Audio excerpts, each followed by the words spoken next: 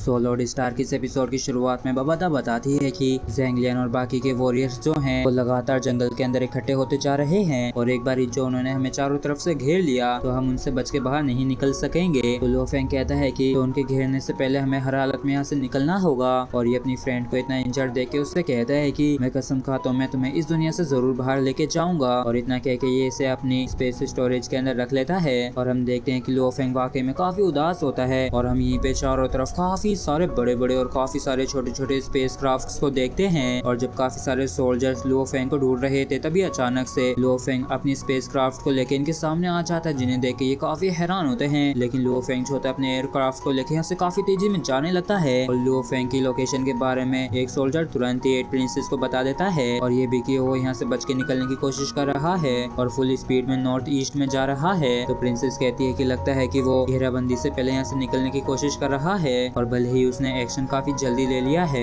लेकिन तब भी वो यहाँ से बच के नहीं निकल पाएगा। और फिर 8 प्रिंसेस अपने सारे एयरक्राफ्ट को लेकर लो फेंग की तरफ जाने लगती है और लो फेंग देखता है कि इसके दुश्मनों की जो रिएक्शन है वो काफी ज्यादा स्लो है और कई तो अपनी जगह से हिल भी नहीं रहे हैं, इसलिए इसे दाल में कुछ तो काला लगता है। और तभी मास्टर होंग बबाता से पूछते हैं कि बबाता आखिर अपोनेंट्स के पास ऐसी कितनी कॉम्बैक्ट यूनिट हैं जिनके पास रेंज अटैक करने की कैपेबिलिटीज हैं। तो बबाता हैरान होते हुए बताती है कि हमारे आसपास टोटल 29 स्पेस एयरक्राफ्ट हैं जो कि अपनी डायरेक्शंस को एडजस्ट कर रहे हैं। और तभी हम उन सभी एयरक्राफ्ट के कैनन्स को एक्टिवेट होते हुए देखते हैं और मास्टर ली शेन कहते हैं कि वो तो अपने लेजर कैनन से हमारे ऊपर निशाना साध रहे हैं और इस चीज को लेकर सभी लोग ही परेशान होने लगते हैं। जबकि सब ये जितने भी एयरक्राफ्ट होते हैं सभी ही अपने अपने अटैक को तैयार करने लगते हैं और इन सभी ही स्पेस क्राफ्ट ने लो फेंग के स्पेस क्राफ्ट के ऊपर अपना निशाना साध लिया होता है। और इस चीज को देख के बबाता ज्योति तुरंत ही पूरे स्पेस क्राफ्ट का पूरा कंट्रोल अपने हाथ में ले लेती है और दुश्मन की अटैक एनर्जी को कैलकुलेट करने लगती है और अपनी कैलकुलेशन से काफी सारे रिजल्ट्स निकालती है कि इनके लिए निकलने के लिए कौन सा रास्ता डेंजरस होगा जबकि कौन सा सेफेस्ट रहेगा। और तभी 9 प्रिंसेस ज्योति तुरंत ही सिग्नल देके इन सभी से लेजर अटैक करवा देती है। लेकिन बबाता ज्योति वाकई में काफी शानदार प्रदर्शन करते हुए एयरक्राफ्ट को कंट्रोल करते हुए यहाँ से बचा के निकालने लगती है और वाकई में ये लेजर अटैक भी काफी खतरनाक तरीके से हो रहे थे। लेकिन बबाता ज्योति इन सभी को डॉज करके यहाँ से निकाल रही होती है जिस वजह से लो फेंग और इसके जो साथी होते हैं वो सभी ही स्पेस क्राफ्ट के अंदर इधर उधर पड़ रहे होते हैं। और जैसे बबाता देखती है कि और भी स्पेस क्राफ्ट अटैक करने वाले हैं तो ये तुरंत ही आसमान के अंदर एक काफी बड़ी सी शील्ड बना देती है जो कि उन सभी के अटैक से ब्लॉक करने लगते हैं। लेकिन वो शील्ड भी ज्यादा समय तक नहीं टिकती है। लेकिन तब तक बबाता को भी यहाँ से निकलने का मौका मिल गया था और जैसे एक अटैक इनको हिट करने वाला होता है तो बबाता एयरक्राफ्ट के ऊपर भी एक काफी बड़ी सी शील्ड बना लेती है जिससे कि ये उस अटैक को ब्लॉक कर पाती है। और क्योंकि इनका स्पेस क्राफ्ट काफी बड़ा है तो इस चीज से कोई भी फर्क नहीं पड़ता है कि ये किस रास्ते को चुनते हैं। लेकिन तब भी सभी अटैक्स को अवॉइड कर पाना काफी ज्यादा मुश्किल होगा और दुश्मन के इतने खतरनाक अटैक्स के चलते ये अभी नहीं तो बाद में डिस्ट्रॉय हो ही जाएंगे। और तभी लो फेंग कहता है कि देख के ऐसा लगता है कि हम करीब करीब उनकी घेराबंदी से बाहर निकलने ही वाले हैं। लेकिन तभी हम देखते हैं कि लो फेंग के स्पेस क्राफ्ट को काफी सारे स्पेस क्राफ्ट ने चारों तरफ से घेर लिया होता है और 9 प्रिंसेस की चुटकी बजाते ही ये सभी स्पेस क्राफ्ट एक साथ ही लो फेंग के ऊपर अटैक कर देते हैं। तो इस चीज को देख के लो फेंग कहते हैं कि अब जब बात इस हद तक बढ़ गई है और तभी इतने सारे लेजर अटैक की वजह से यहाँ पे काफी ज्यादा तगड़ा ब्लास्ट होता है और 9 प्रिंसेस भी काफी खुश होने लगती है और काफी सारे वॉरियर्स चारों तरफ से इन्हें घेर लेते हैं। लेकिन तभी 9 प्रिंसेस के काफी तगड़े वाले होश उड़ जाते हैं क्योंकि लो फेंग जो है वो इनकी नाक से नीचे बच के निकल गया है। और इस चीज को देखे 9 प्रिंसेस को गुस्सा आता है और ये कहती है कि क्या ऐसा हो सकता है कि उन्होंने स्पेस स्टोरेज का इस्तेमाल किया हो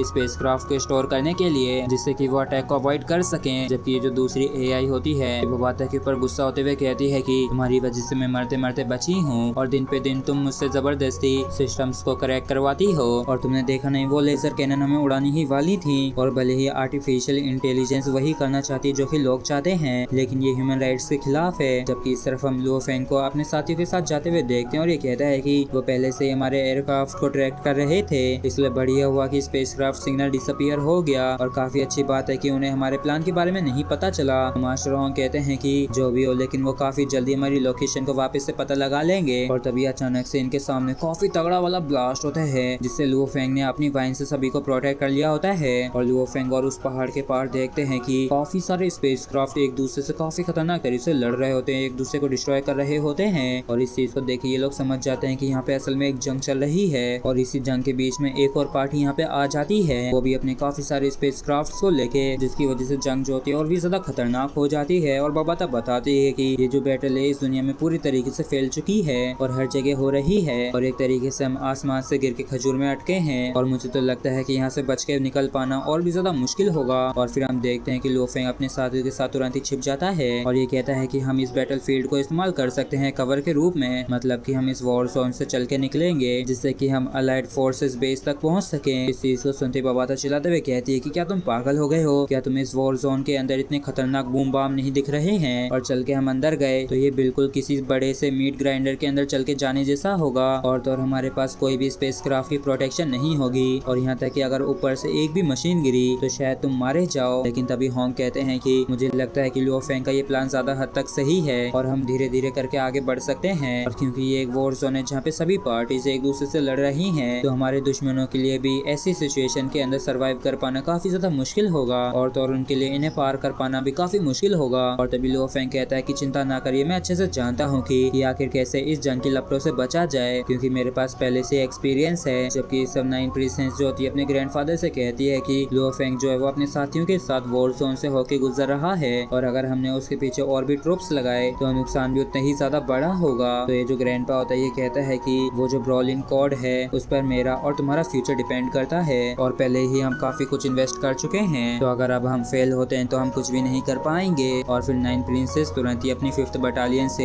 एक्शन लेना शुरू करने के लिए कहती है। जबकि इतने घमासान युद्ध के बीच में लो फेंग जो होता है ये अपनी कॉर्न ड्रिल का इस्तेमाल करके जमीन को चीर के जमीन के नीचे से ही बच के निकल रहा होता है। और तभी बवाता बताती है कि 9 प्रिंसेस और बाई लोंग इन दोनों ने ही 1000 लोगों की टीम को हमारा पीछा करने के लिए भेजा है जिनमें से एक ग्राउंड के नीचे है जबकि दूसरी सर्वेस पे है और इनकी दूरी 30 किलोमीटर से ज्यादा नहीं है। तो लीशन परेशान होते हुए कहता है कि हम ऊपर उड़ने वाले चील कौवे से तो बच गए लेकिन इन जमीन के नीचे गीदड़ों से कैसे बचेंगे। और ये मंजर तो सच में काफी डरावना है क्योंकि उन्हें तो कोई भी टारगेट नहीं कर रहा है। लो फेंग बताता है कि शायद ऐसा मर्सनरी असेसमेंट के अंदर एंट्री रिस्ट्रिक्शन को लेके है और बाकी के कैंप्स के बीच में जो एग्रीमेंट है उसकी भी वजह से हो सकता है। और वर्ल्ड के अंदर ये जो वर्ल्ड है स्टार लेवल 9 तक ही लिमिटेड है और मेरी जो मैजिक क्लाउड वाइन है उसने इस दुनिया के अंदर यूनिवर्स के 2nd लेवल पे ब्रेक थ्रू कर लिया है तो हमारे ऊपर तो कोई भी रेस्ट्रिक्शंस नहीं लग सकती हैं। मास्टर होंग कहते हैं कि लेकिन यहाँ पे तो काफी सारे दुश्मन हैं और तो उन्होंने चारों तरफ से ही घेर रखा है जबकि लो फेंग तुम्हारी तो बॉडी सिर्फ स्टार लेवल के 3rd लेवल पे ही है जो कि अभी काफी कमजोर है। और इस बात को सुन के लो फेंग सोचता है कि हमने पहले ही हुक गाया आयरन रिवर को खो दिया है तो हम और ज्यादा रिस्क नहीं लेंगे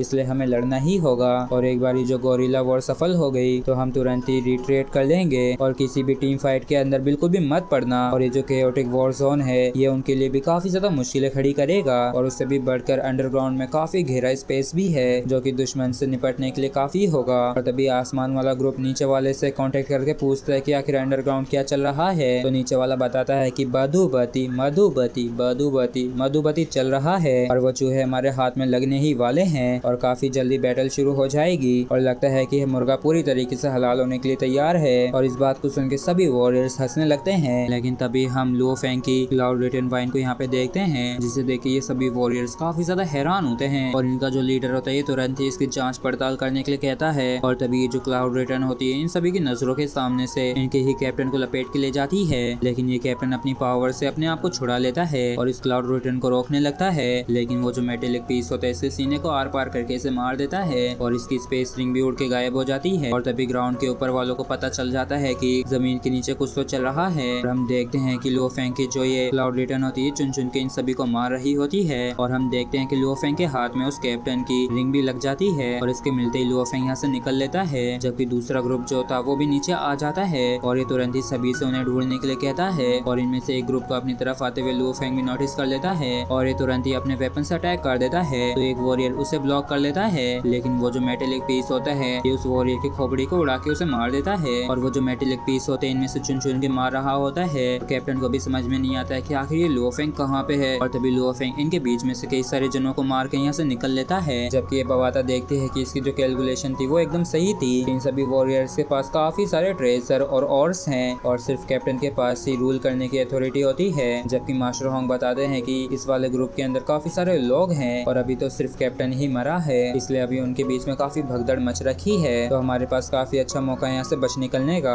लीशन कहता है कि बवाता ने सच में एंड टाइम पे काफी अच्छा किया हमारी मदद करके उन सभी को रोक के। और तभी बवाता बताती है कि वो सभी वॉरियर्स इनके पीछे आ रहे हैं तो लीशन तुरंत ही सभी को अंडरग्राउंड वापस से चलने के लिए कहता है और तभी एक वॉरियर जो होता है 9 प्रिंसेस के पास आके कहता है कि हिज हाइनेस लो फेंग अपनी पार्टी के साथ साथ वापस से ग्राउंड पे आ गया है और लगातार आगे बढ़ता जा रहा है। और काफी अफसोस की बात है कि हम उसे अंडरग्राउंड नहीं पकड़ पाए। तो नाइन प्रिंसेस कहती है कि ये तो होना ही था और वैसे भी मैंने अंदाजा लगा ही लिया था कि लुओ फेंग क्या करने वाला है। और ये उनके रूट को देख के कहती है कि लगता है कि ये बच के बुसान 3 तक पहुंचना चाहते हैं और ये सोचती है कि तुम लोग कहीं पे भी नहीं छिप पाओगे। जबकि इस तरफ हम देखते हैं कि लुओ फेंग जो है काफी खतरनाक तरीके से आगे बढ़ रहा होता है और ये सोचता है कि 10 कैप्टन के जो 9 इंपॉर्टेंट ट्रेजर है वो हमें मिल चुके हैं और तो और उनके 9.08 मिलियन जेमी स्टोन्स भी। और तो और अब हम सैन हुसैन बेस से भी ज्यादा दूर नहीं है और उम्मीद है कि इस बार ही हम बिना किसी दिक्कत के वहाँ पे पहुँच जाएंगे। लेकिन माउंटेन के अंदर ड्रिल करने की ये जो स्पीड है और आगे बढ़ने की जो स्पीड है वो धीरे होती जा रही है।